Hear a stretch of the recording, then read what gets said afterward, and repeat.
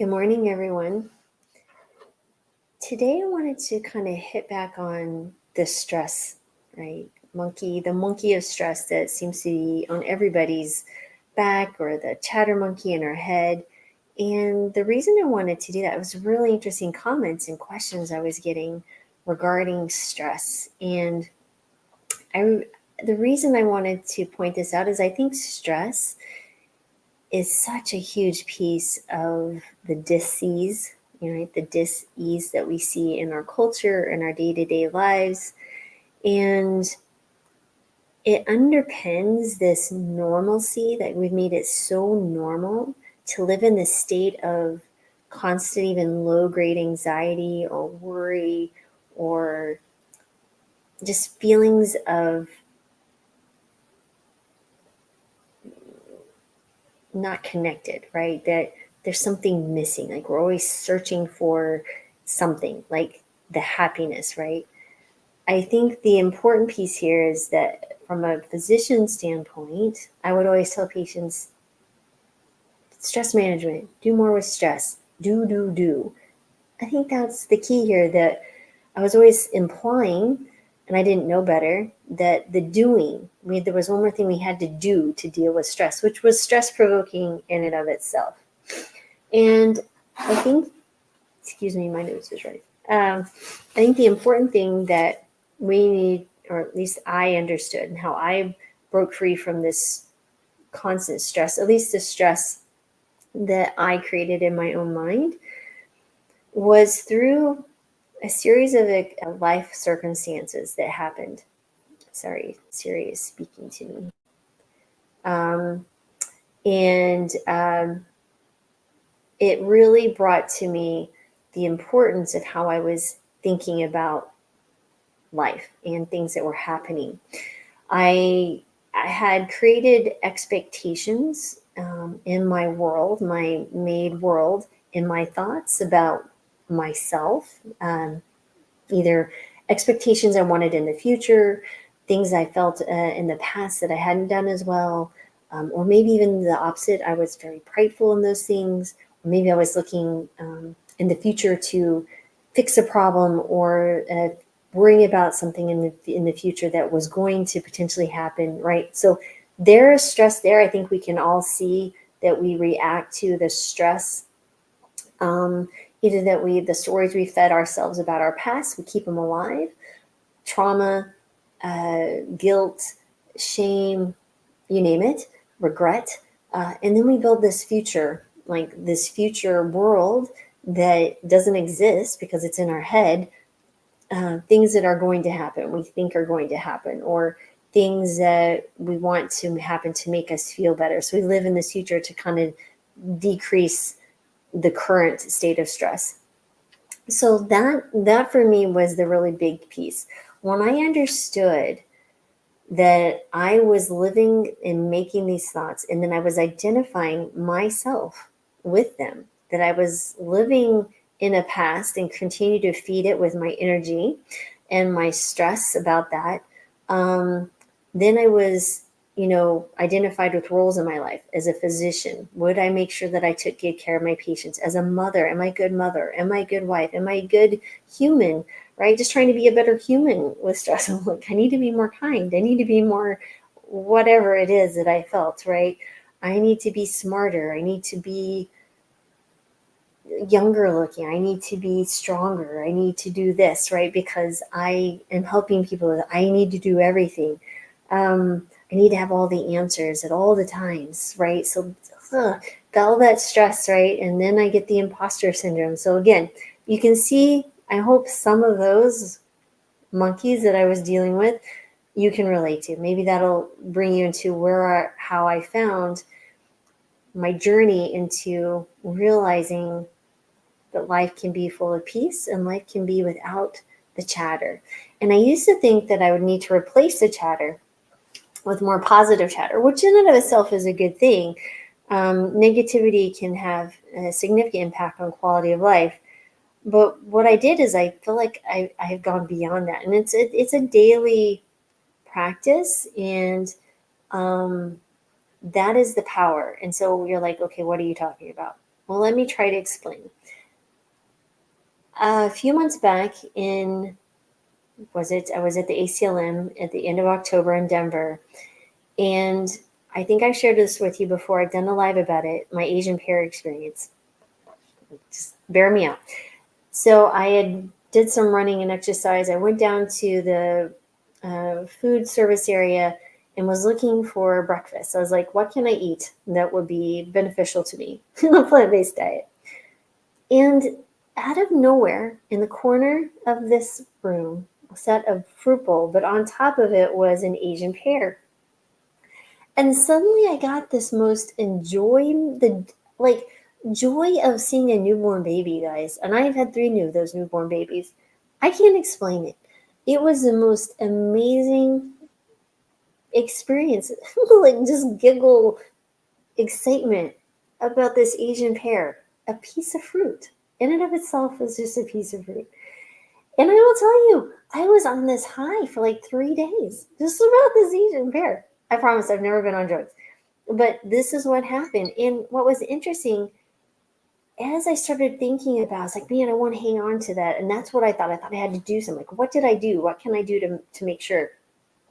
But what had happened in retrospect was I became very present in that moment. And I realized I connected to this Asian pear for some reason. It was that moment. If you've ever seen the Grand Canyon, or you've looked out onto a night sky without any of the city lights, and you're just in awe of the vastness of it, and your thoughts stop, right? When you're in this place of presence in this current moment, the thoughts cease to run amok in your head. And I had lots of those run amok. And they were saying things to me. This was not me. Those were my roles, my identities, my expectations. Like this ego component was so strong and so pervasive that I thought it was me. But then I noticed something. I was noticing the thoughts. So that is the key.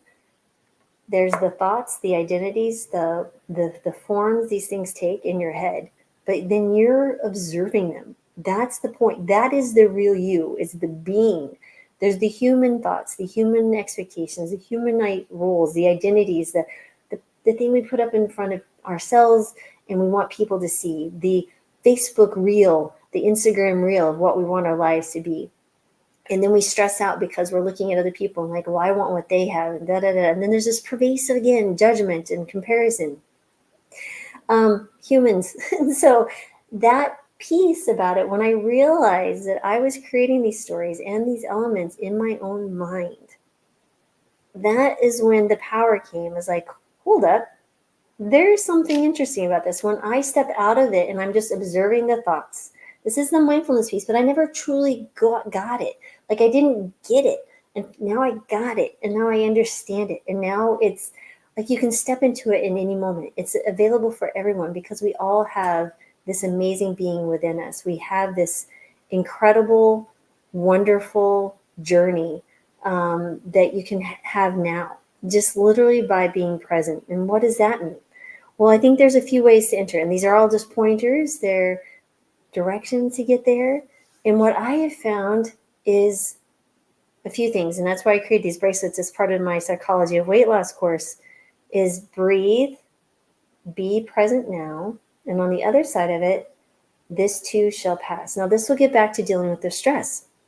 I have a new way of living. I believe that I've only had one moment in my life, and it continues to change. The moment from birth, right? So my being and my birth, and that moment is just continually changed. It's not multiple moments, right? I can't live in the future and I can't live in the past. The future has yet to happen and the past has already happened. They live as memories in my head. And so whatever story, those memories it's kind of like you meet with someone and you have a discussion and you remember, you kind of think about something and they have a very different memory of it than you do. That's because you may have been right together and observed the same thing, but because of our perspectives and our experiences, we're going to see those things. We're going to remember them. We're going to have different meanings and emotional stories attached to those experiences. It doesn't diminish their worth, But when you're stuck in them, it absolutely can pervade your day-to-day life. It makes you think about things differently. It makes you project into the future about different things.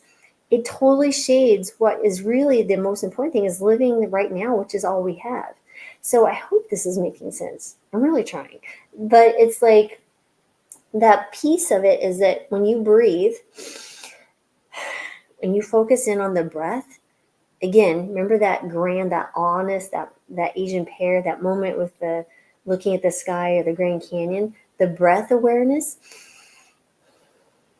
When I think about the air, or I just don't even think, I just observe the air coming in and out. I'm aware. And then I feel my body, like my fingers, my toes, that presence, stress ceases. That allows space. And that's when I talk about space, right? It's a space around a circumstance. It's a space around a thought, a feeling, an emotion. When you get into that moment, you're observing it, right? You're walking, you're disconnecting from it, right? Not, you're not in the middle of the drama of the thought or the emotion. When you step back into this now, it's like you can now observe the emotion without, you're still going to feel it, right? You can observe it, you can turn towards it, right? That's important to observe it, because you don't want to fight it. We know what we fight gets stronger, right? That willpower, try to resist it. I don't want that urge. I'm not going to get angry, and you get more angry, or white knuckling it through something. When you realize that, there's a few things left. You breathe, you get into this moment, you are aware of it. The second piece, the most important, I think, besides being in this present moment, is accepting the fact that the way this moment has evolved is what it is. I cannot like it, but me saying I don't like it is me fighting it, right? And I'm not saying you have to accept it in the sense of like, oh, I'm just going to let people run over me and treat me the way I should, or, oh, I just have to deal with it because, yeah, again, that's that judgment piece. I'm doing a poor job explaining, so I'm doing my best here. But when you accept it, you surrender to the moment, the way it has built up. So maybe a huge tax bill came suddenly, and now you're really stressed out about it. You're angry at yourself for not doing this, or man, the government is there taking my money. What is that doing? There's no benefit to you being upset, for you looking at it and being disappointed, to be angry. But when you step back from it and go, okay, the tax bill is here. The tax bill is not going to change because I'm getting angry about it. The tax bill is not going to be different from because I'm upset or guilty or whatever that is. I'm angry at the whatever government because they're taxing me too much. Or it could be anything. Expectations. Your family didn't call you on your birthday, or your spouse didn't do something for you like you thought they should, or whatever. It doesn't matter. The mad thing is about it is that we have to just surrender that this is the way this is. You don't have to necessarily be ideal. It doesn't mean that you're accepting it because you're just going to walk in to let life just throw things at you. No. But once you accept it, you stop fighting, you stop having judgment about it. That is where the power is of peace. Because guess what? Once you've accepted the isness, I mean, it's insane not to accept it, because it is what it is. Like, okay, this is what it is. My dog tore her ACL. The vet said it's going to be $5,000. Okay. Is this something that I just have $5,000 laying around? No. But the problem, guess what? I can make it a problem, or I can make it, this is a life circumstance, and I'll figure it out. And once I step back and just like, okay, this is what's going to have to happen. Amazingly, my pet insurance covered 90% of it.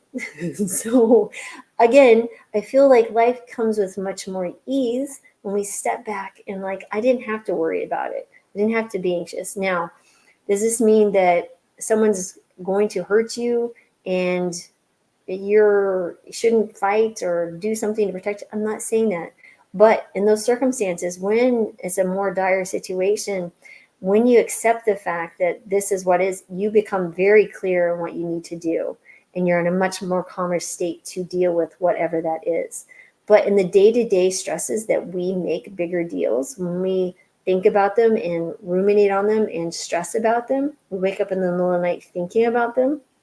When we take a moment to breathe, get back into our body and understand this is just a moment, and in this very moment, what's the problem?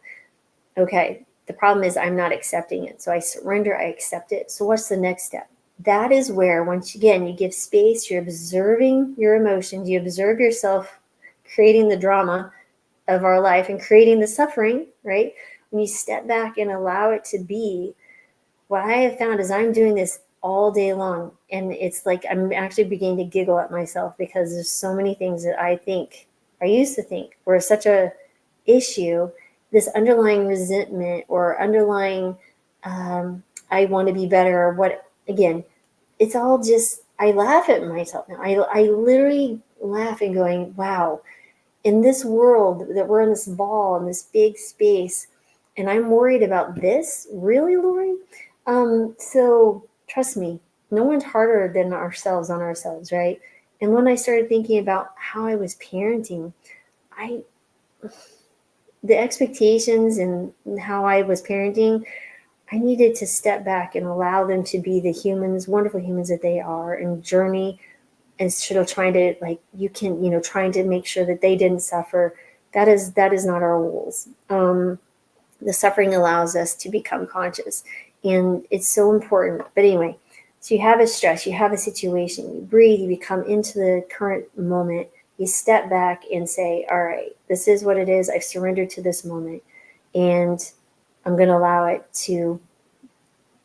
allow and acknowledge this is the truth of this moment. And when you do that, the stress disappears. And then guess what? You have a decision to make. You can really allow it. You can just go with the flow of like, okay, this is where I'm at. I'm not going to do anything about it because I can't. Or from that state of a calm place where your inner intelligence can come forth, the emotions, the chatter is quiet, and your inner wisdom can come out, then the right saying, the right action will come out of that moment when you've given space and wisdom, right? The space is the wisdom. The space is the place where you can make decisions, right? Then you will find that the decision is going to be easy because you're coming from a place of non-judgment and expectations, right? And we've removed the glasses and we're seeing it for what it is. Now, sometimes those are hard things you have to do, but once you accept that you just have to do the hard things and just get it done and not think about it or judge about it, it's like, this is what it is. It doesn't get hard to do, right? You know, the procrastination monkey that builds, and you stress. What if we just took it at this moment and said, this is the reality of the situation. Okay, your boss, like, this project is due tomorrow, has to be done. And there is no physical way that you can do that. You acknowledge that, okay, my boss has said this. You can acknowledge that this has to be done. But then you step back and go, okay, I know I'm here. I see what needs to be done. I see that I can't get this done physically as a human being tomorrow. So what needs to be done? I can either not do it and stress about it, or not even, like if you had this project and it needed to be done, you can just worry about it, right? You can and not say anything and know that it might be an issue tomorrow when it's not done. Or you can step back and go, hey, boss, I hear you. I appreciate what you're saying, but I can't get this done. And just have that hard conversation. Now, depending on the person, they might get angry at you, but just being present in that moment and just looking at that person, now they're projecting their own stories, their own anger towards you. By being present and just understanding that's what they're doing and not taking it personally, you can flow with the situation. Now, maybe that you end up having to change jobs or change anything, but I will tell you, my very personality, I'm still Lori Marbus, they call me Lori anyway, is the same, but my whole being has changed. My calmness, my confidence that life is just the way it's supposed to be at this moment. And things that are happening to me are happening to me because that's the way it's supposed to be. Whether I would conceive them as pleasant or unpleasant, it doesn't matter.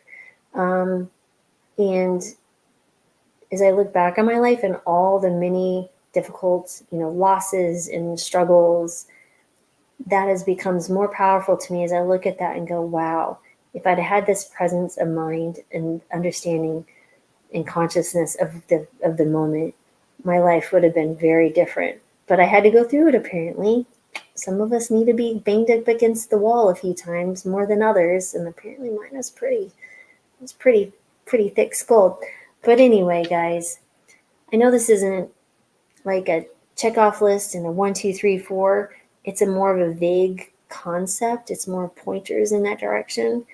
But I want you to start searching and thinking about the thing inside of you that you see that observes that power, that being, the human is the thoughts, the feelings, the emotions, the roles, the things we want people to see. And the being, the being of the human being, that's where this sits.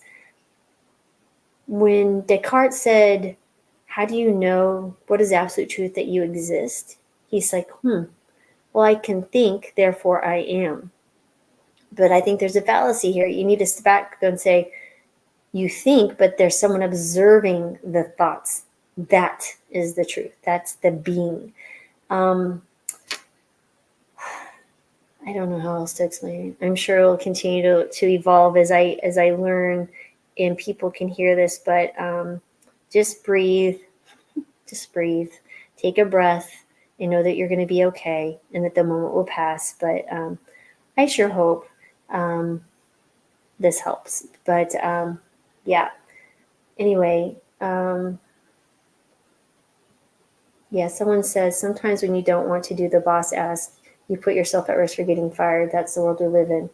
Yeah, unfortunately we live in a world that everyone is walking around dealing with their own stories and their expectations and pain.